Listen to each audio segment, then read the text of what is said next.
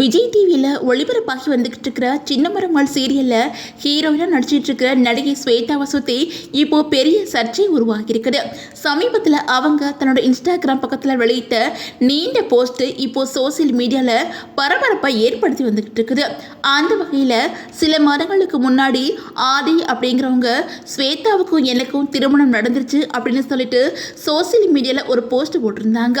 அது மட்டும் இல்லாமல் பல பேட்டிகளையும் சின்னமரமாள் சீரியல் நடிகை தான் என்னோட மனைவி அப்படின்னு சொல்லிட்டு வெளிப்படையாக சொல்லி வந்தாங்க. இந்த குற்றச்சாட்டுகளுக்கு ஸ்வேதா அப்போ மறுப்பு தெரிவித்து, இந்த நபர் யாரு அப்படின்னு எனக்கு தெரியாது, இவர் ஒரு மோசடிக்காரர், இவர்கிட்ட யாரும் ஏமாற வேணாம் அப்படின்னு சொல்லியிருந்தாங்க. ஆனால் அதுக்கப்புறமும் ஆதி தொடர்ந்து ஸ்வேதா கூட எடுத்துக்கிட்ட ஃபோட்டோஸை சோசியல் மீடியாவில் வெளியிட்டு வந்தாங்க. இதனால இந்த விவகாரம் அடிக்கடி பேசுபொருளாக மாறி இருந்துச்சு. இந்த நிலையில் பிக் பாஸ் தமிழ் நிகழ்ச்சி மூலமாக பிரபலமான தாமரை செல்வி கூட இந்த விவகாரத்தில் முக்கியமான குற்றச்சாட்டை முன் வச்சிருக்காங்க.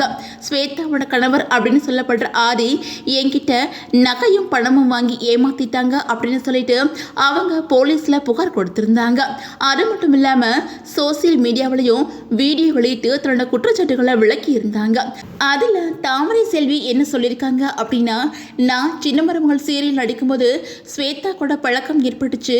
அப்போது அவங்க திருமணம் பண்ணியதால் அவங்களோட வீட்டில் சேர்க்கல. அதனால ஸ்வேதாவோ அவங்களோட கணவரோ எங்கள் வீட்டில் தான் தங்கியிருந்தாங்க. அதுக்கப்புறம் அவங்க 2 பேருமே பிரிஞ்சுட்டாங்க. அதுக்கப்புறம் ஆதி என்கிட்ட நகை மற்றும் பணம் வாங்கி திருப்பி கொடுக்காம ஏமாற்றி வந்துக்கிட்டு இருக்காங்க அப்படின்னு சொல்லிட்டு அந்த வீடியோவில் சொல்லியிருந்தாங்க. இந்த சூழலில் ஸ்வேதா தன்னோட இன்ஸ்டாகிராம் பக்கத்தில் ரொம்ப நீண்ட பதிவை வெளியிட்டு இதுவரை நடந்த உண்மைகளை வெளிப்படுத்தியிருக்காங்க. அந்த போஸ்டில் ஸ்வேதா என்ன சொல்லியிருக்காங்க அப்படின்னா, நான் ஏற்கனவே சொன்னபடி நாங்கள் காதலிச்சு அதுக்கப்புறம் திருமணம் பண்ணிக்கிட்டோம். அப்போது எனக்கு 20 வயசு மட்டும்தான். ரொம்ப சின்ன பொண்ணாக இருந்தனால அவரை பற்றி பல விஷயங்கள் எனக்கு தெரியாமல் இருந்துச்சு.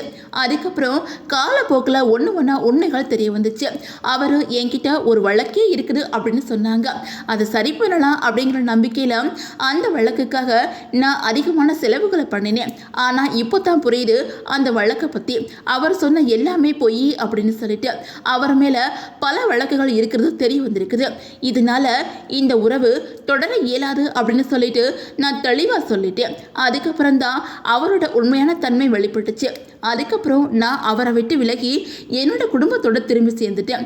காதலிச்ச காலத்தில் வியாபாரம் பண்ணுறேன் அப்படின்னு சொல்லிட்டு என்கிட்ட இருந்து பெருமளவு பணம் நகைகளையும் ஏமாற்றி வாங்கியிருக்காரு.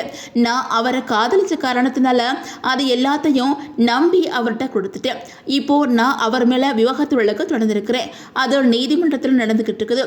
அந்த பிரச்சனையை சட்டப்படி சமாளித்து வர்றதுனால இதுவரை அமைதியாக இருந்தேன். இப்போ தான் அவர் எவ்வளோ பெரிய மோசடி செய்கிறவங்க அப்படின்னு எனக்கு முழுசாக புரிஞ்சிருக்குது. நான் எடுத்த இந்த முடிவுக்காக ரொம்ப பெருமைப்படுறேன். இனியும் அவர் கூட தொடராமல் விலகினதான் சரியான முடிவு அப்படின்னு சொல்லிட்டு நானும் அவரை நம்பி காதலிச்சேன். என்னோட காதலின் காரணமாக அவரை முழுமையாக நம்பி எந்த இடத்துலையும் அவரை விட்டு கொடுக்காம எல்லா மேடைகளையும் அவரோட பெயரை சொல்லிக்கிட்டு இருந்தேன். ஆனால் என்னோட காதலுக்கு தகுதியற்றவர் அப்படிங்கிறத அவரே நிரூபிச்சுட்டாரு. அவர் பலரையுமே இதே மாதிரி ஏமாத்திருக்காரு. பலருமே பாதிக்கப்பட்டு வருந்திக்கிட்டு இருக்காங்க. என்ன ஏமாத்துறது மாதிரி மற்றவங்களையும் தொடர்ந்து ஏமாற்றி வந்துக்கிட்டு இருக்கிறாரு. நான் ஏற்கனவே தெளிவாகவே அவர் ஒரு மோசடி நபர், யாரும் அவரை நம்ப வேணாம் அப்படின்னு சொல்லியிருந்தோம். அவரை நம்பி ஏமாந்து இருக்கீங்க. அவரால் நான் ரொம்ப பாதிக்கப்பட்டிருக்கேன். என்னோட வேலைகளை கூட நிம்மதியாக செய்ய முடியாமல் இருக்கிறேன். சமூக ரீதியாகவும் மன ரீதியாகவும் பெரும் பாதிப்பை சந்திச்சிருக்கிறேன். நான் விலகினதுக்கு அப்புறமும் வழக்கு தொடர்ந்ததுக்கு அப்புறமும் கூட அவர் என்னை தொடர்ந்து தொந்தரவு பண்ணிட்டு தான் இருக்கிறாங்க. எனவே உங்களை எல்லாம் நான் பணிவோடு கேட்டுக்கிறேன். அவரை நம்பி யாருமே ப்ரொமோஷன், ஃபோட்டோஷூட், விளம்பர வேலைகள் இதிலெல்லாம் ஈடுபட வேணாம். என்னை மாதிரி பலருமே பாதிக்கப்பட்டிருக்காங்க அப்படிங்கிறது எனக்கு தெரியும். இதுக்கெல்லாம் அவர் கண்டிப்பாக பதில் சொல்லணும்.